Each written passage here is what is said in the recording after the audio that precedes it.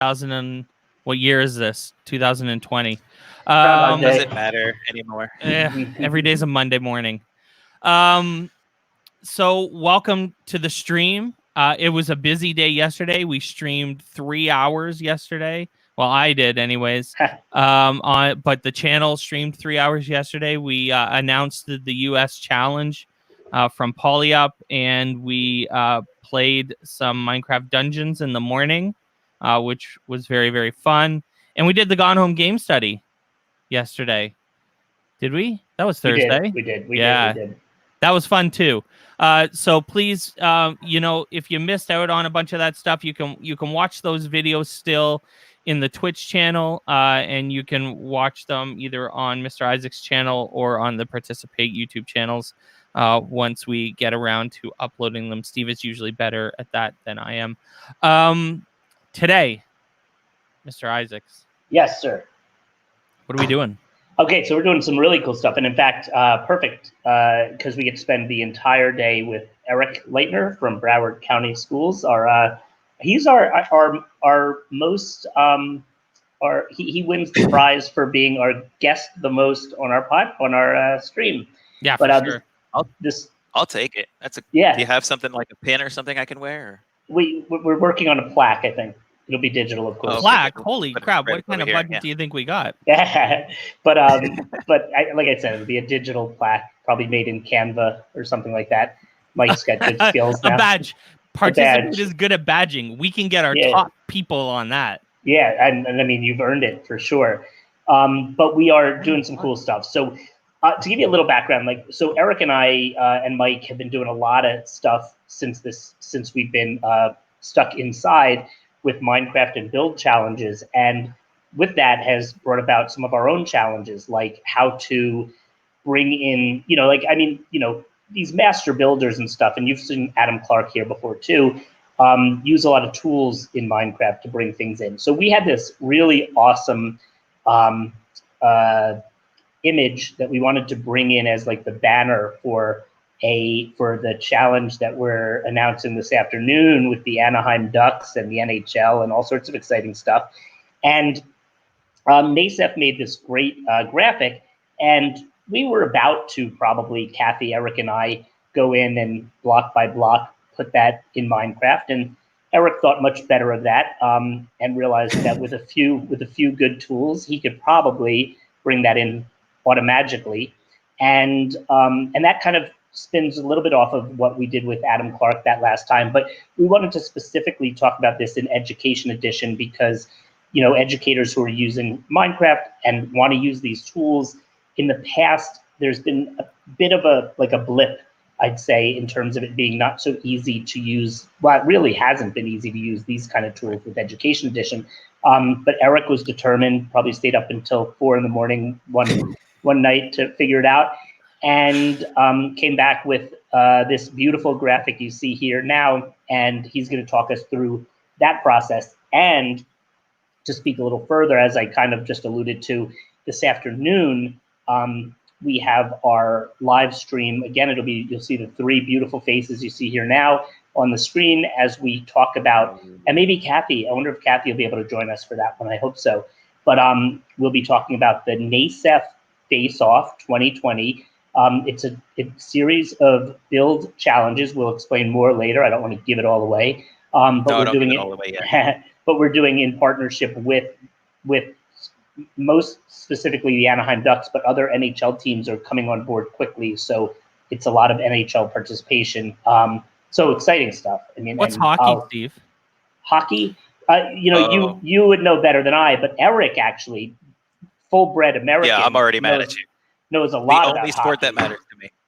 Really? The only sport that has ever mattered to me. It's the only sport that matters to my family for generations. And none of us are Canadians, for the record, and I know we have some fantastic Canadians watching right now, right? But some of the irony too is that you're in Florida, where ice doesn't usually, stick around too long. So, let's be clear: South Florida, very specifically, is a suburb of New York City. Mm-hmm. So me and literally everyone I know down here, it's funny because I love our local team. I love the Florida Panthers. They're my home team now, and I cheer for them when I see them, unless they are playing the New York Rangers, in which case, sorry, I love you guys, but Do you see this comment by Ben? First.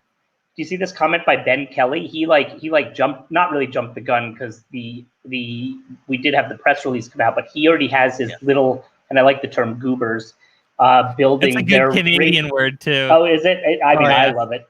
But they're building their Rink of the Future and logo. Now, I will say, Eric, Kathy, and I had a really productive morning last Saturday, and we actually built one of those hockey arena things. And originally, I put goal posts on it, like for the field goals. And then Eric told me that doesn't go with hockey, so we had to change things around a little. But no, we have our hockey Rink of the Future.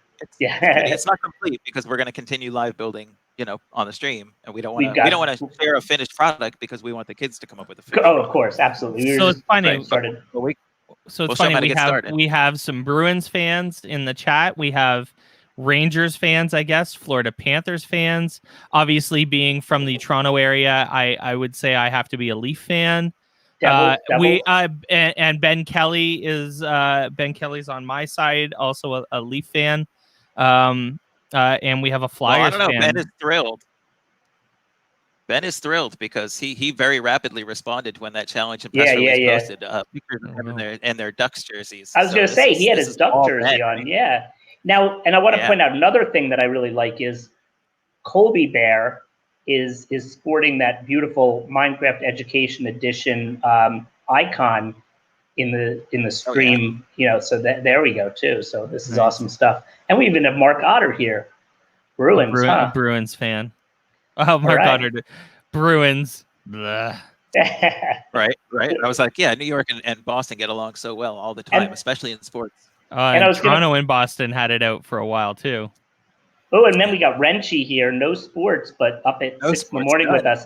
But now Mark is Canadian, right? So I mean, Mark is Canadian. You have so many good Canadian, if I understand correctly about this hockey thing.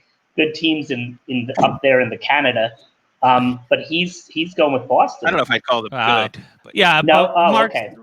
To be fair, right. There's a few people that'll get what I just did there. Anyways, to be fair, Mark's been in North Carolina for many, many years now. Yeah, but that's not that close to the Bruins.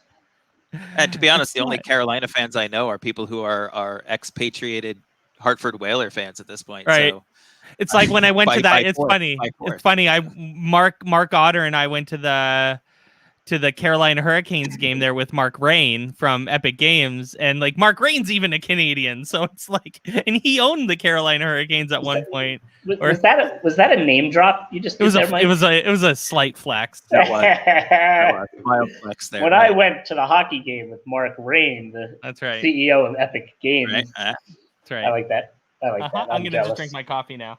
Yeah. Do you see my shirt? I don't know if you saw my shirt. I don't see your shirt. Look at that. What do you got? Oh, look at that.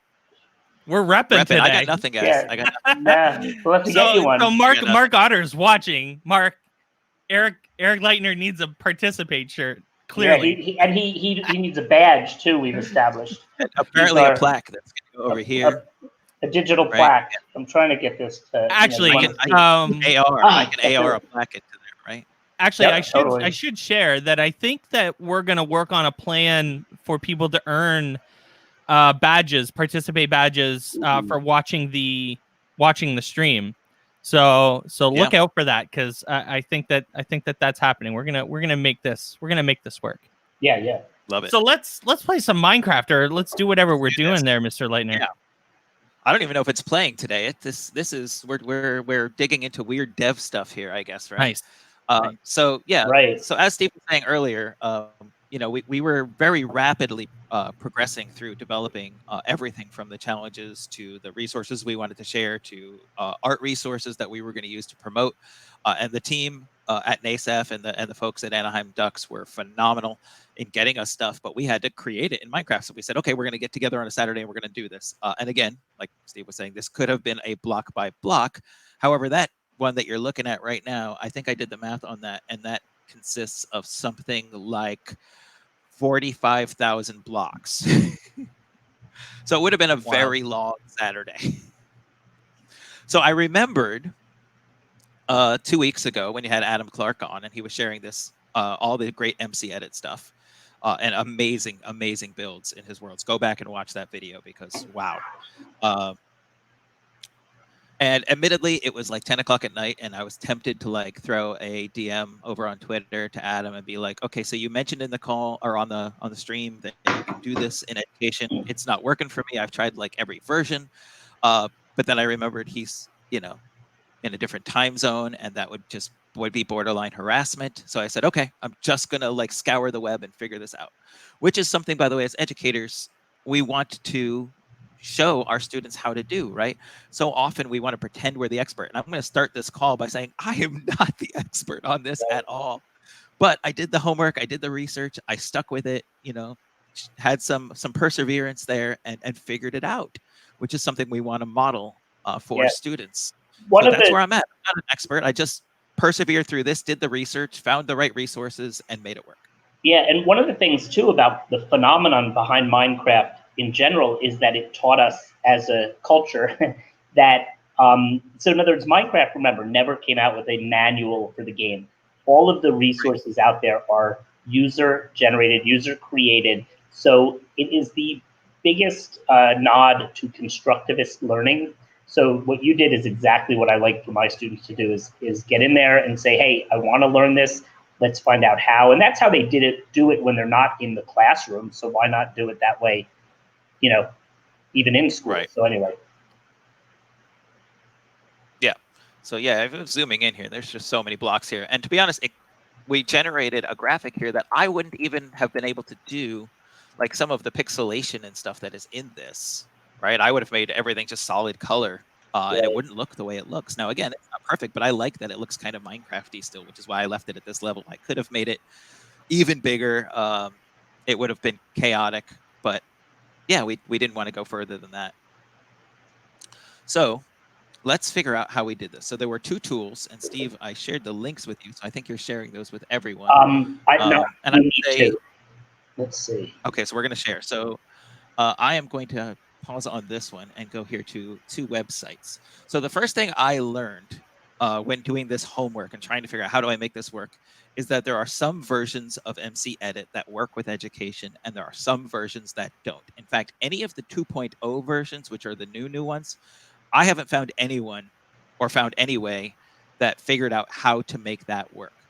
So the best version, according to the people who, when I went online and tried to find it and watched YouTube videos and stuff, that works for the education edition is the version that Mr. Isaacs just shared right there, which is 1.6.0.52, which is an MCEdit unified version.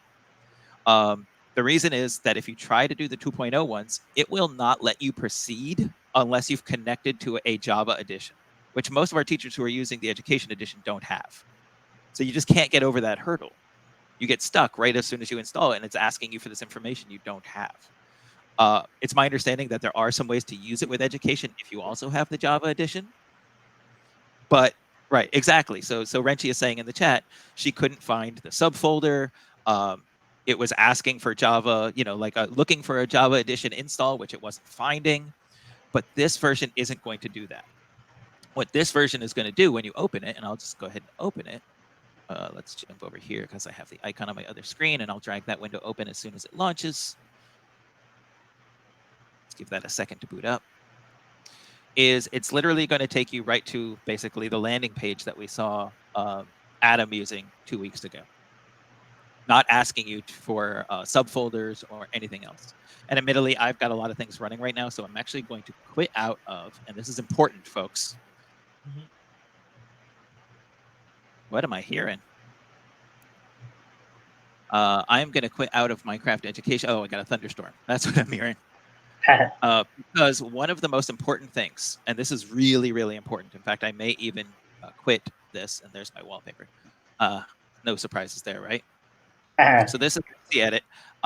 One of the most important things, and I cannot stress this enough, is do not have MCEdit and your Minecraft running at the same time.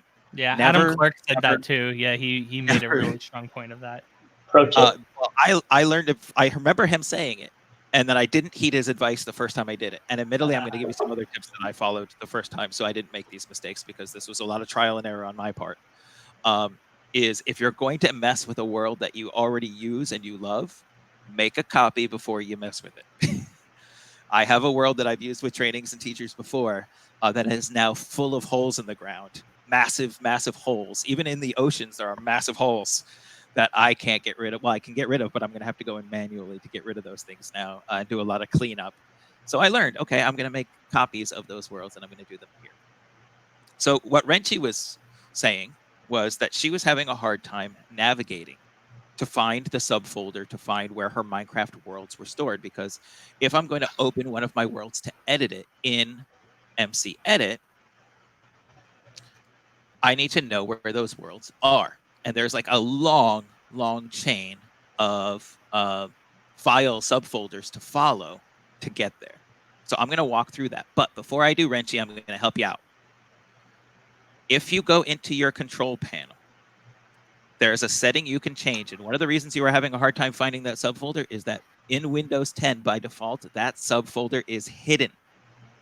So, this is like the classic Minecraft Java edition player's dilemma.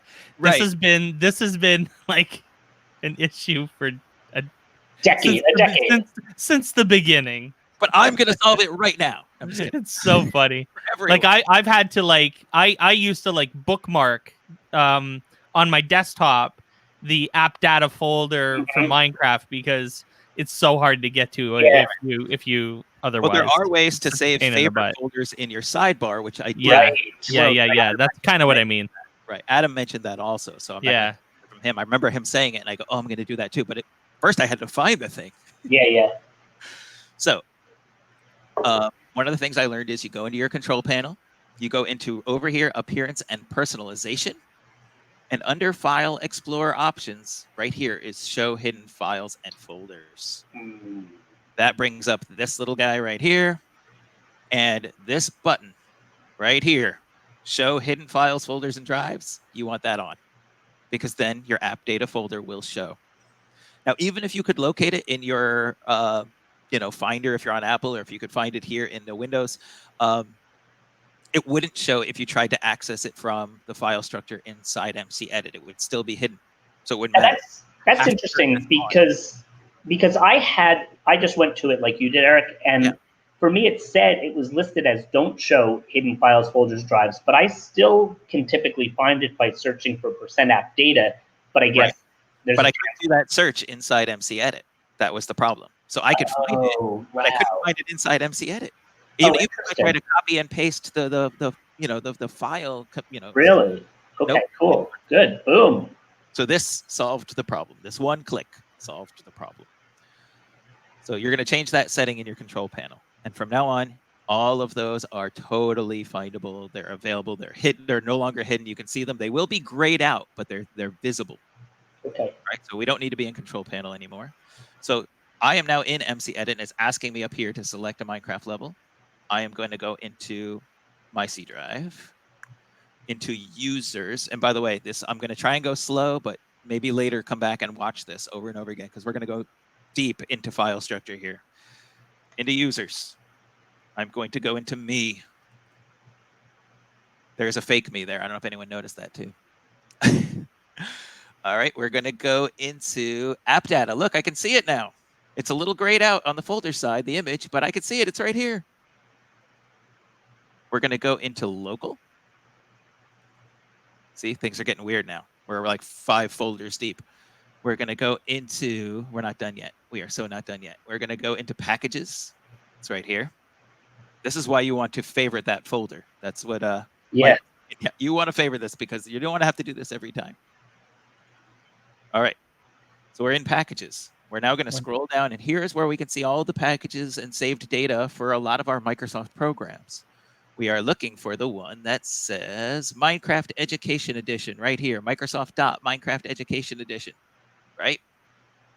Like the average person would see that and just get scared. Oh yeah. I'm gonna break my computer if I even come close to this stuff. There's a reason we don't want to mess with other stuff in here, right? So there's a reason it's hidden. All right, so we're here. I'm guessing there are times where it is actually somewhere else, because when I look right now, I'm seeing Minecraft, but I don't think I'm seeing Education Edition. So if that's the case, I probably have to look elsewhere, huh? Right. But now that you have that visible, you should be able to search for it without issue. But this is the chain that I found online, and mine was in the exact place they were saying. So I'm glad. But okay. Keep in mind, it is Microsoft.Minecraft. So they are alphabetical. So don't look for Minecraft first. Look for Microsoft and then .Minecraft. So that might be the issue. So we're going to go now into local state. Are you still with me? We're going to go into games. Are you still with me? We're going to go into Mojang. Who would have given up by now, right? And here, finally, look, we see Minecraft Worlds. Oh my God, here we are. This is it. This is what we've been looking for. And we're like, yes, we got there. And now we see a bunch of insane letters and numbers and things. The best way to know what these are is to create a new world that you want to mess with or make a copy of it, because if you organize these by date modified, it will be the top one. Does that make sense? Mm-hmm. Right? Because you're essentially modifying, or if you even go into that world and then save it again, it will be at the top of your list by date modified because you had just opened it. So that is how you do that. It is chaotic. So I'm just going to open one as an example. I'm not going to worry about what's in it right now. So I'm going to go into that world. And the thing that I want to run or open is this. Every world has a level.dat folder or file. That is what we want to run. So we're going to click on that and we're going to open it. And when we do, boom, it's going to take us into there in MCEdit. Hopefully. And you can see it's populating the worlds. Now, MCEdit, and Adam mentioned this also, and I learned so much from that session. It's ridiculous. And this is just a infinite kind of generic world that we're in right now. MCEdit has a kind of an odd control scheme because ultimately it's about bringing things in and taking things out of this world, right? It's not about navigating so much. So if you want to navigate the world to find what you're looking for, you have to hold down the right click on your mouse, and then your controls and your commands and your navigation is the same as it would be in Minecraft, right? So I'm using WASD, I'm using the space bar to go up, I'm using the shift key to go down. But if I let go of that right click, my navigation changes a little bit where my head no longer turns. My mouse simply becomes a selection tool, right? And that's what we want it to do. So I can select things in this world, right? I could select this chunk and export that random bit of land. Or if I had a building there, I could highlight it and I could click export and make a schematic that I could bring into another world. I can also import things. So for example, let's import something into this world. And this was, again, my most recent world. So, didn't want to do that. So we're going to deselect that because I don't want to put it there. We're going to let's try to find a nice flat chunk of land somewhere. I mean, and I don't care. Oh, look at that. That's good. So there's a nice big flat chunk of land. Now this over here, you'll see that if we have multiple players in that world, you can actually move around their spawn points. You can actually import and export their skins. You can kick them out so it doesn't know where they are, but it will remember where they are in the world when you last saved it.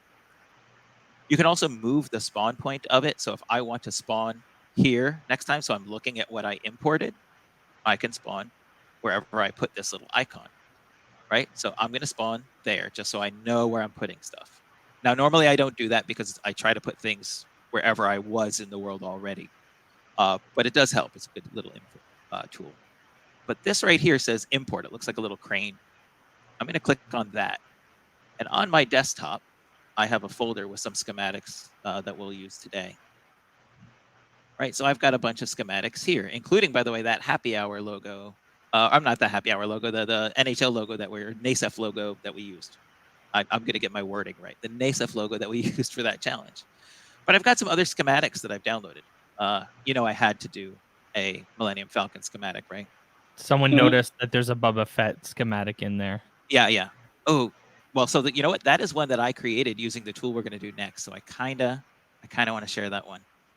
So this is actually a pixel art one, and I wonder if anyone knows. I'm going to put this in there, and I'm going to see who my super diehard Star Wars fans are and knows exactly where this image came from. So Obi-Wan, Nick Obi, which is a clever I got name there. I got your back, Nick. I got your back. Yeah, yeah. I'm going to see if he knows where this image came from that I converted into blocks, and now I'm going to import into this world. So I'm going to go ahead and open this. And now I've got this giant thing because I made this really crazy big. And to be honest, I don't really care where I put it. I'm going to put it right here for now.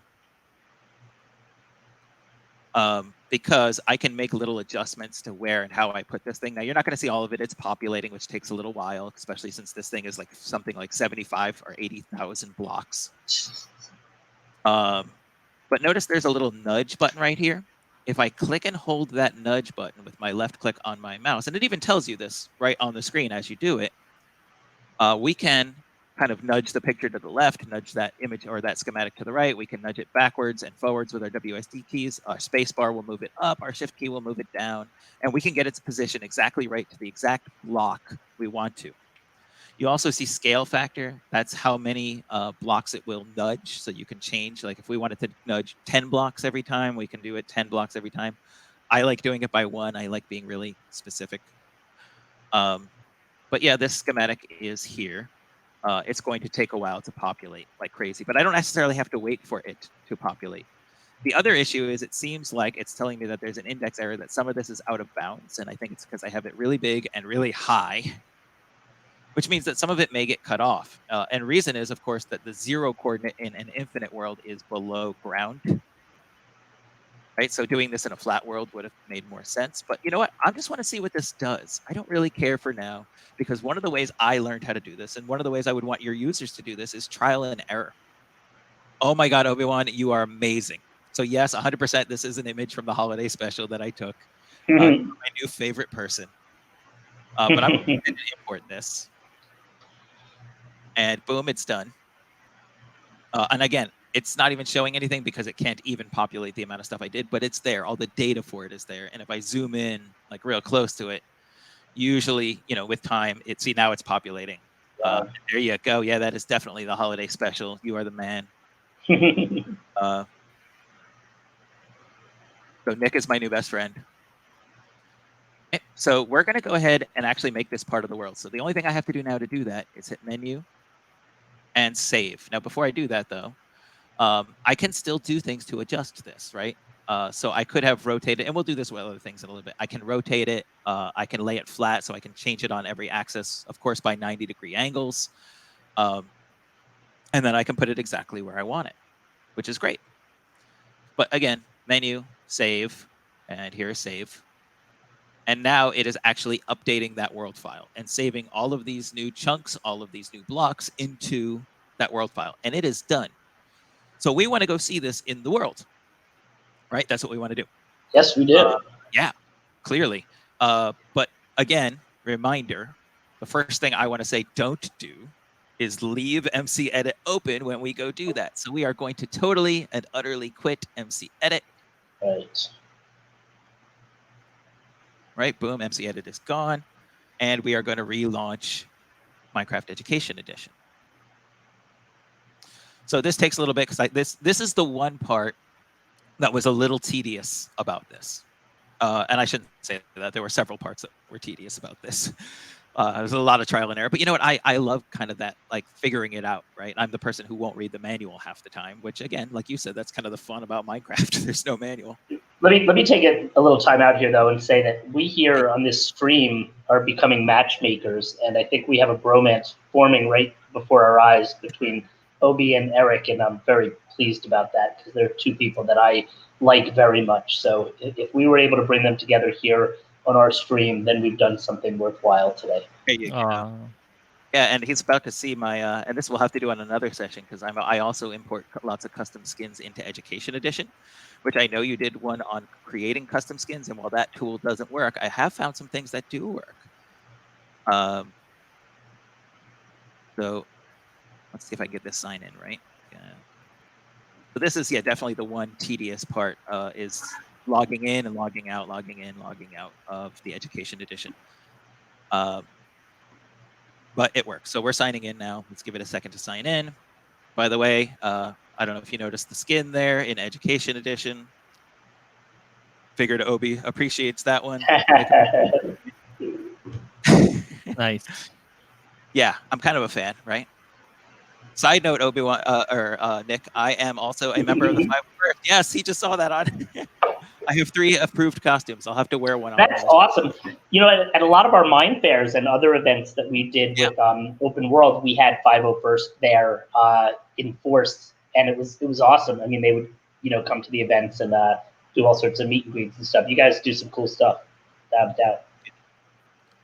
So you know what I just realized is I had this world open last, so this might have been the top world. So I know I brought that logo into here, but this is apparently just becoming my world full of pictures and logos. I don't know what the 501st is. Right. Okay. So it may not be this world. I may have done it in the other one.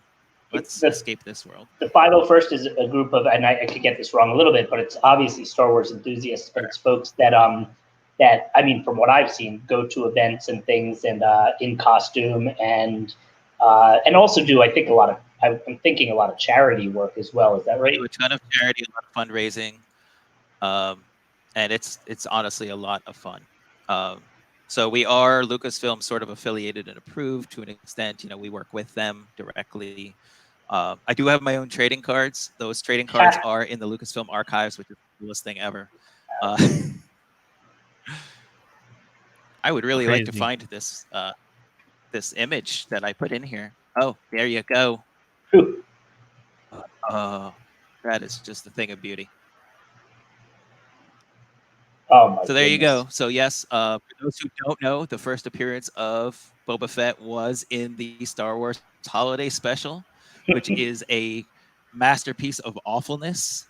But the one beautiful takeaway from that special was there was a 10-minute animated segment that introduced Boba Fett, and that animated segment is actually fantastic. The rest of it is an absolute nightmare, but you got to watch it because it's a nightmare. It is the one thing that George Lucas ever did that he pretends it completely and utterly never existed. So it's kind of amazing. And actually, if you go on YouTube, there are people who have it in HD remastered and stuff like that. So you just go watch it. But yes, this is from the Star Wars Holiday Special. So this is that. Look this at is that. Very cool. So totally huge. Works. So now the question is, right? So now the question is, how did I create this schematic from an image, right? Because I literally just went to, right, it's so cool. Right. Carrot out of my hand. I just went to this world, and this thing is here. But how did I get this image into a schematic to bring into MCEdit to import into this world in the first place? So just to clarify a little bit of the terminology and stuff, though. So when you say, Sure. you had already had this schematic created, which is basically the creation that can be imported, almost like a 3D printed model in a sense, right? So you had that and brought that into MCEdit because it was already created. Now we're going back. We're going back in time to how you created the schematic to then bring it in. And the funny thing is, I only chose this one because somebody in the chat screamed Boba Fett. So this made a really great segue. So thank you for screaming Boba Fett. And you're talking to my passions. So I'm all in now. So the question is, how did we create this file to import into this world in the first place? And for that, and Steve, you can share the other link, we're going to be using a tool called SpriteCraft. And this thing could not be easier. I was amazed at how easy SpriteCraft was to use. So Steve just shared the link in the chat. That is the direct link to the zip file download. All you need to do is unzip that. And there is a .jar. It's basically a Java script or a Java file to run. The one thing you need to know about using SpriteCraft is you have to have Java 7 or greater installed on your computer. Now, right now, Java is up to Java 8. So if you just go to the website, which is, why am I blanking? Help me out here. Who makes Java? That's an awful thing to get stuck on. It was always Oracle, if it still is. Yes, right? there you go. Okay. Okay, good. Thank you. Yeah, I can't believe I got stumped. You know, we have a partnership with them directly too. So when I get stumped and say that, I feel really bad. Hopefully they're not watching. But yes, so you can get it for free, obviously, but you do need to have Java 7 or greater. See, Renchi knew right off the bat. You do need to have Java 7 or greater running on your computer in order to use SpriteCraft. So let's load up SpriteCraft. So again, I'm just going to go ahead and quit this so I don't have too much running right now, especially since we're going to go back into MCEdit in a bit anyway. And we'll keep using this world right here. Okay. And I'm going to load up SpriteCraft. And by the way, you can see my desktop, so you know where I'm coming from here, Nick, right? This one's taking a little bit to load up, so come on, SpriteCraft, you can do it. I believe in you. There it is. All right, so this is SpriteCraft. It is some bare bones stuff, right? And it could not be easier. So this is the tool. I'm going to literally browse for a photo. So before we do the browse for a photo thing, let's grab an image that we're going to use to bring in. And since Kathy is watching, yes! I can't be all Star Wars, Kathy. We have to appeal to more than one group of fandoms here. Don't they have a Hello Kitty stormtrooper? They do, actually. I can try and find it, but you know, with Google Live, I'm always terrified of what may appear. So Renchi asked a great question too. Yeah. Teacher admin question. Do you foresee issues with having students install these on their computers?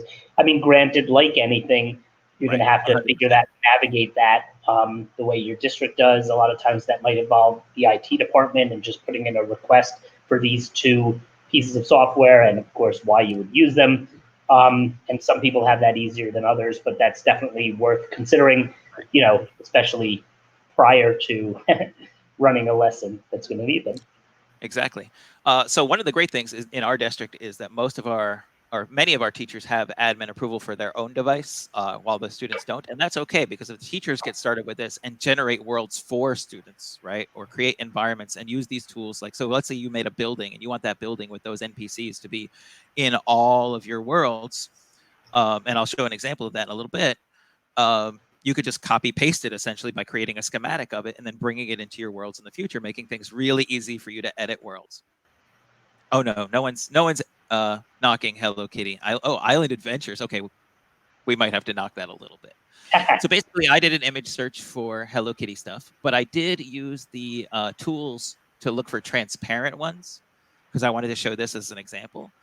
Because transparent ones are PNGs that don't have the background, right? So anytime I see this checkerboard here, I know this doesn't have a background. It's basically a cutout sprite. Which means it'll be a cutout thing in Minecraft? It will be. What? So that's what I wanted to show, right? Because obviously the Boba Fett was a screenshot from the TV show, or you know, the holiday special. This is different. This is going to be awesome. Right? We're gonna How much save time do this we have? image. We have 15-ish minutes, 20 minutes. Right. We can make this happen in 20 minutes. Oh, we can make this happen in like 5-10 minutes now. We're gonna make this do happen. It. All right, so I've got this cutout of the PNG. I'm just gonna save it into the same Minecraft folder, let's say, that I was using before as an image, just so I know where I put it. We're going to go back into SpriteCraft and we're gonna browse. And we're going to look for that folder. So I'm on my desktop, Minecraft. Please go in there. Yeah, I was supposed to go to main, by the way. You can see that here. That's going to probably not happen now. Oh, I was supposed to go to New York City a couple weeks ago. Yeah. So here we go. I was supposed to be in Anaheim, too. That's Yeah. not happening either. Austin. Yeah. Yep. Okay, so here's that picture. We're going to go ahead and open that up. And here it is. Back in a simpler time.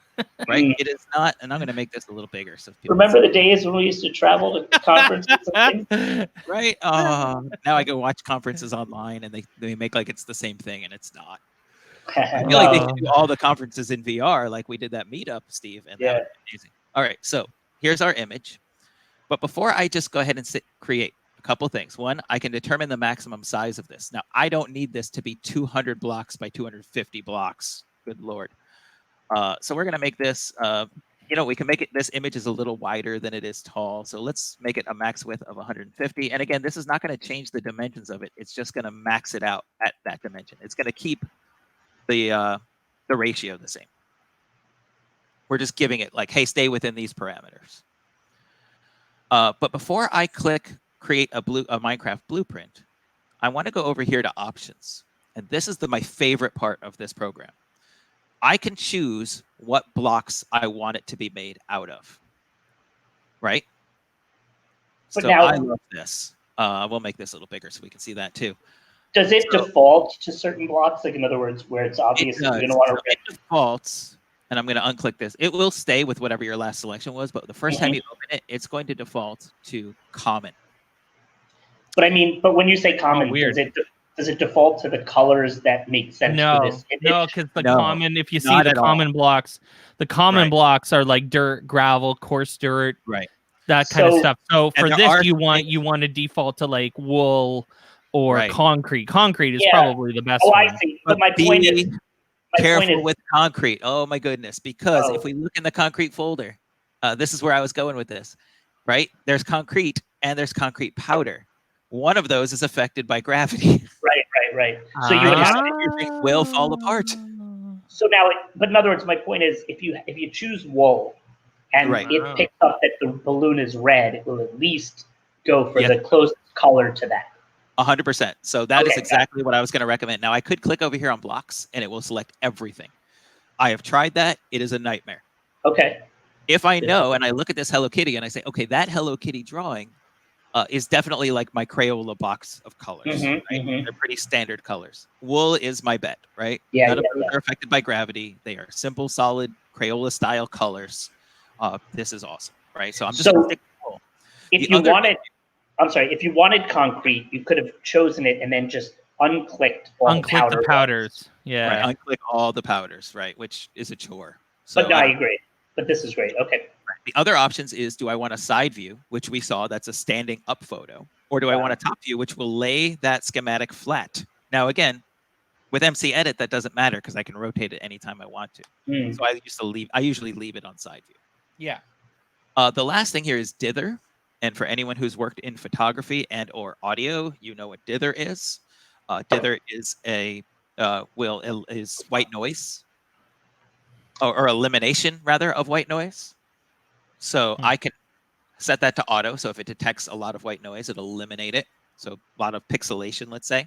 I can turn that off and say, no, keep it authentic exactly the way it is. I, especially when using wool, prefer it to actively remove that stuff because it does generate the best quality image.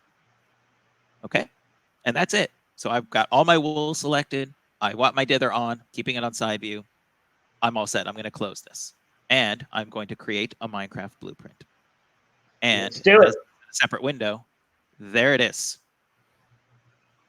It did figure out which ones were which, put those colors in, and created this. Now, keep in mind, we're seeing it really small. This is going to be at least 100 blocks high.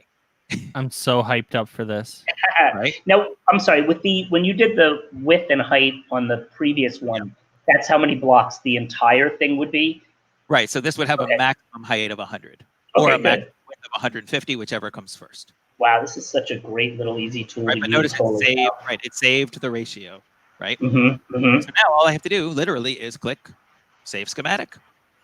I'm going to save that I have a schematics folder here on my desktop. Right here. And I'm just going to add it to my schematics.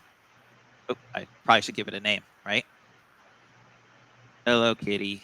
Yeah, Renchi, you could probably put this, if you have different admin policies for teacher computers, for example, than student devices, you could do this on the teacher's computer. If you're running into like admin issues and install issues, put this on the teacher computer. You work with the student on your computer to process whatever image, save the schematic, give it to them in Google Drive or whatever, and then they have it. It's kind of like having this is actually printer. something that I would do. Like I used to run into I would run into issues with my admin when I was teaching over stuff like this that they would call nonsense. Stuff that I need, for me, but requires other people to do Right. it. So, So I my would favorite tend to thing- install this on my own device. That's what I do, and I can always just export those worlds and then put them on the other device. Sure. Yeah. Yeah. Right? Now, So that's but always a solution. But one of the things I love about using SpriteCraft is I can keep this open while I'm in MCEdit, and I can just keep changing my options, creating a blueprint, to keep updating the schematic until I get it exactly how I want it. I can run both of these at the same time with no issue. So I can open, again, we're going to open a world. By the way, I did pin that folder right up here, so I don't have to keep finding it through all that chaos. It should be this one that I opened during this session already. So let's go into that one. Let's go into our level data. And let's open that one up. And this should be the one that has our Boba Fett picture in it already. It will take a little bit to start populating. I guess I should say Teams, Wrenchy. Participate actually effective today is a global Microsoft partner and training there. partner and everything effective today. So I Awesome. should say Teams as well. Yeah. I have a So cat that's trying to walk across the screen as I do this. Nice. I will say though, to Renchi's point Hello, Kitty. earlier, when possible, I still advocate strongly for having it on all the kids' computers, because when they're working on going between these tools, you want them to have that ability wherever possible. I mean, I get the admin issue, and that's definitely a fallback. But when we can have the kids have like their whole studio right there for them, I prefer that greatly. Look All right, at so that. I grabbed that schematic. And again, yeah, it's totally cut out. Wow. Let's put it right here. Let's rotate it so that when I spawn, I'm kind of facing it. Now, this isn't the episode where we're putting a whole thing of TNT around it, right? That was that other episode. Okay. Although, again, I could have chosen TNT as the one and only material to build this out of. I absolutely could have. Or what if you took away red wool and put in TNT? Would it pick the reds and put It would. TNT in place? Ooh, that would be Absolutely neat. would. Okay. All right, so now, of course, I could nudge this a little bit and get it exactly where I want it. That would have been a fun way to blow it up after. Yeah. Just blow up the balloon. Oh, sorry. We might have to try that on another session. I don't know if we've got time. It is beautiful. It is beautiful. So we're going to put that right there. It's actually super funny, Kathy. Import Just it. saying. Just saying. It is super funny. Right? And again, once I've got it where I want it and it's imported, I'm going to go ahead and save that world. And who knows what I'm going to do before we open Minecraft again. Oh, we're going to close this. We are going to close this. Because remember, this is still accessing that world. And if we got two programs accessing that same file, that file is going to just become a disaster. It's going to get corrupted. Okay, so we're going to close MCEdit by MCEdit. And again, I can keep this open in case I want to make changes later. Oh, and while we're at it, while you're doing this flip around thing, I want to, because I'm, miles away from my lovely wife, I would like to ask her if she will be able to join us this afternoon as we do our live stream. I imagine she should be planning on it, but I'm excited about the NASEF 2020 challenge. Right. Hopefully all of you will be joining us too. I'll be there. I'll be there. Mike will be there, I bet. I'll be there. And Kathy will be there. Now it's a party. And Espeon just joined our chat. He's one of my star Rocket League players, and they had a tournament yesterday. Thanks to, I think it was yesterday. Again, we're back with that whole what day is it thing. Maybe it was 2 days ago. But Texas SEF hosted a great Rocket League tournament. Ended up getting I think it was probably 32 teams and ran it. Looked pretty smooth to me. But anyway, I'm sorry. Go ahead. Very cool.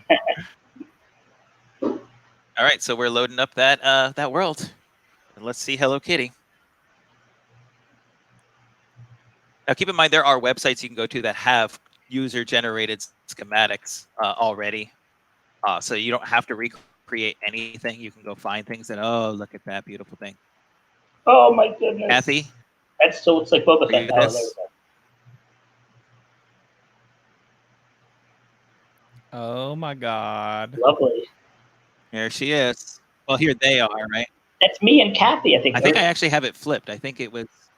I think we Oh, were no, it maybe is, right? I think we were looking at this from the other side before. Remember, but the beautiful thing is, since it's one layer here, It's amazing. if I do have it That is backwards. You just come over here.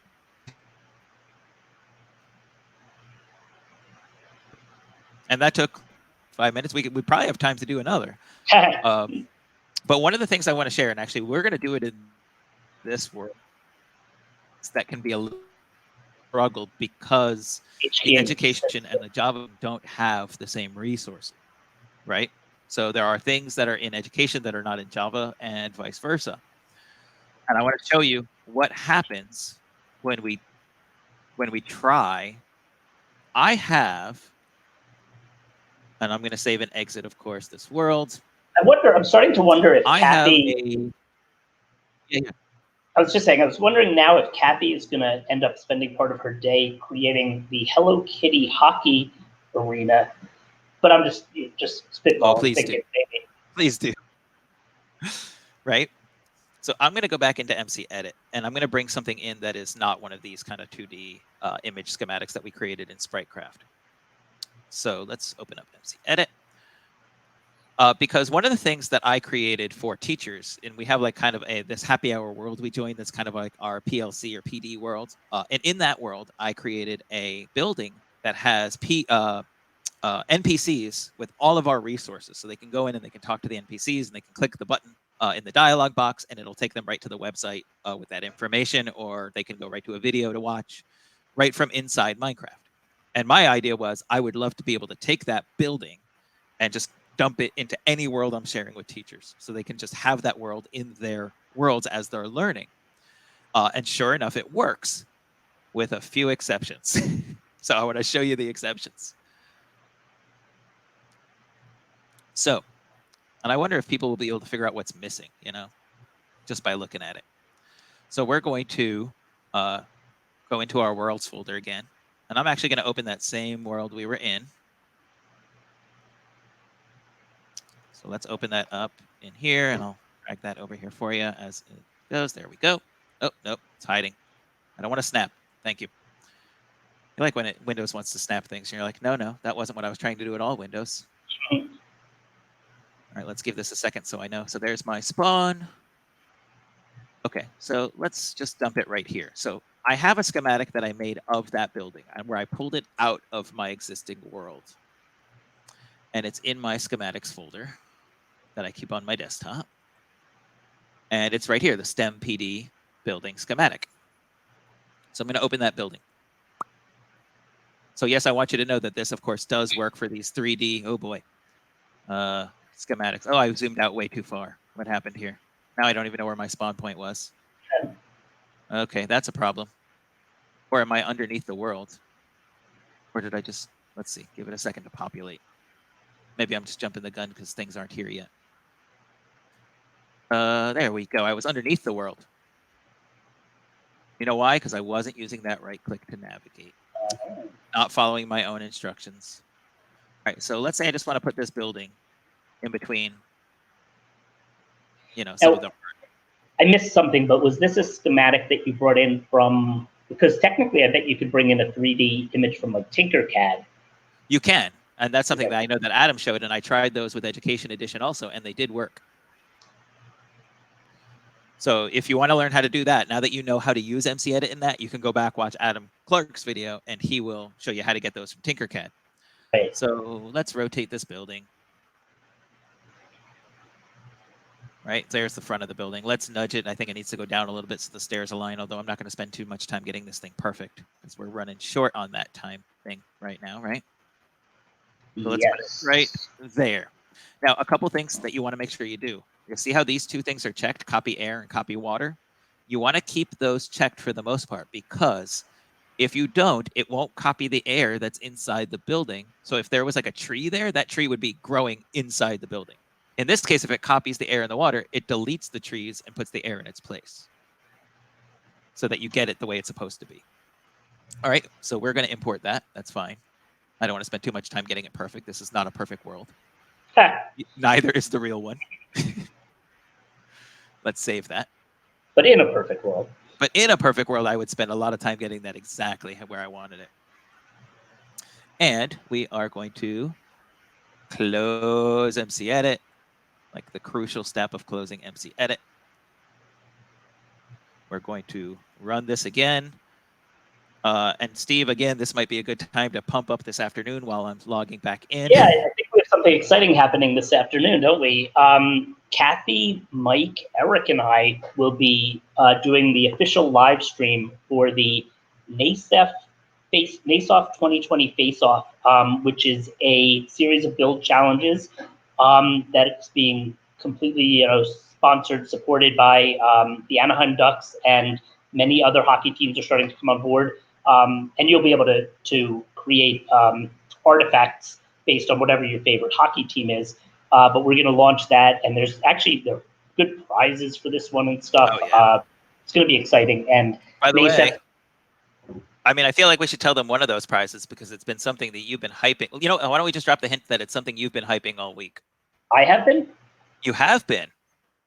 Jeez. Oh, what have I been hyping? Oh, yeah. You're doing it right here on the channel. Yeah, I have. So I believe that a certain number of copies of Minecraft Dungeons are going to be awarded as prizes, among other things, right? But but yeah, you're right. And I can't wait till that officially comes out. When that officially comes out, we're going to lose many hours of our lives, Yeah. but playing together and enjoying life. I'm going to also drop the... There is the building. Oh, yeah, go ahead. You can keep talking, but I wanted to quick just say the building is now in our world between City and Buffet, which is where it belongs. Awesome. Wow. But you'll notice some things that are wrong. So for starters, these blocks are not what I had here. I had stairs here. I had any of this wood stuff here. This was the polished stair, the marble stairs, which apparently are not recognized by that version of MCEdit. So anytime I used those, it got replaced by these blocks. Now, that's not a big deal. It's still easy for me to go in and say, okay, I'm just going to replace those blocks, right? Rather than rebuilding this whole building and so on. And I am definitely not going to do one thing here. But you'll also notice that these and these were not meant to be like this. Now, the great news is my NPCs are here, and all of their information is here. All of my links are still here, which is great. Yeah, which is one of the most time-consuming parts. But this was a slate. This was a board. Those don't exist in the Java edition of Minecraft. They only exist in the Education edition. And since I exported this from the Education edition and then back in, when MCEdit saw it, it didn't know what those things were, and it replaced them. So I would have to put my boards and slates back. I will have to fix my stairs. But the rest of the building is here. There is one other thing that's a huge problem, and I learned this the hard way, so I'm not going to do it again because I don't want to get lost in this world, but I am going to go into world builder mode so I can show it to you. I have these teleporters here that teleport you to different places in the building, and that was done using commands for teleporting for different buttons, right? In button mode, first floor button, second floor button, and so on. These coordinates are the coordinates for the original world. If I click that button right now, it is going to take me somewhere so far away from where I am now because those coordinates don't match this world. So I'd have to go in and fix those coordinates, and that would solve the problem. So there are some things I do have to tweak here. So know that you cannot export and import boards, slates, posters. Certain materials are not going to quite work right, and you do need to fix any commands that are using teleport functions because your coordinates will change. And that's pretty much it. But other than that, we are up and running in Education Edition. Well, that was incredible, and what a great! I mean, talk about a solid jam-packed hour. The video will be up on the Wham's Game Design YouTube channel, and I believe also on the Participate YouTube channel. And I am sure this is one people are going to want to go back to and really, be able to follow step by step when they can really digest it and hit pause a lot and stuff like that. So, Eric, thank you so much. Everything you've been doing with us has been incredible, and we appreciate it. We appreciate you. Excited, for everything we've been doing, and super excited about this afternoon. And I love this. Yeah. So very cool. The quarantine. Sorry, what was that? What? That is what I've dubbed it. This is my quarantine. Yeah, quarantine. that's great. I hadn't heard that. That's a hashtag right there. Hashtag quarantine. Oh yeah. All right, everybody. We will see you this afternoon at 3:00 on the stream. Be good. Have fun. Stay safe. See you later. Have a great day.